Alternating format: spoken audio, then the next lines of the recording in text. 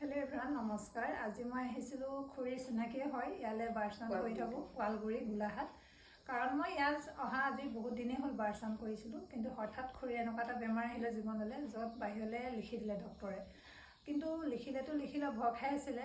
মোৰ হাতৰ বাৰচান এটা লৈ বডি প্ৰচেছৰ কেনেকুৱা পালে খুৰীৰ মুখে শুনোচোন দুখাৰ কওক। মোৰ মানে নাৰ্ভৰ প্ৰব্লেম হৈছিলে, তাৰপৰা ভৰিত মানে ঘাঁ হৈ গৈছিলে, ঘাঁডোখৰ ভাল হোৱা নাছিলে, বহুত মানে দৰৱ জাতি কৰিলোঁ। তাৰপৰা লাষ্টত মানে ডক্টৰে মোক বাহিৰলৈ লিখি দিছিলে চেন্নাইলৈ। তাৰপৰা মই ভাবিলোঁ তোমাক মাতি পেলাই মানে বডি প্ৰচেছ এটা লওঁ আৰু লৈ পেলাই সেয়া ভাল পালোঁ, দুটা ল'লোঁ। হয়। তাৰপৰা এতিয়া মই বহুতখিনি আৰোগ্য তাৰমানে। খুৰীয়ে মানে ডেইলি দৰৱ বেজি লৈ আছিলে, কিন্তু বডি প্ৰচেছৰ ছেশ্যন এটাই তেওঁৰ জীৱনত মেজিক কৰিলে। বহুত বেছি ধন্যবাদ, খুৰীৰো মনটো ভাল লাগিছে। মই এতিয়া বহুত ভাল। বাহিৰলৈ যাবলৈ পোৱা ৰোগ আজি ঘৰত মানে এক্সাৰচাইজৰ বডি প্ৰচেছে বহুত বেছি ভাল কৰিলে। সেইকাৰণে আপোনালোকক কওঁ যে এক্সাৰচাইজ বাৰ লওক আৰু জীৱনটো পৰিৱৰ্তন কৰক। খুৰীৰ দৰে যদি কোনোবা আৰু আছে, হতাশ নহ'ব, বাৰচ লওক, য'তে হওক। ধন্যবাদ।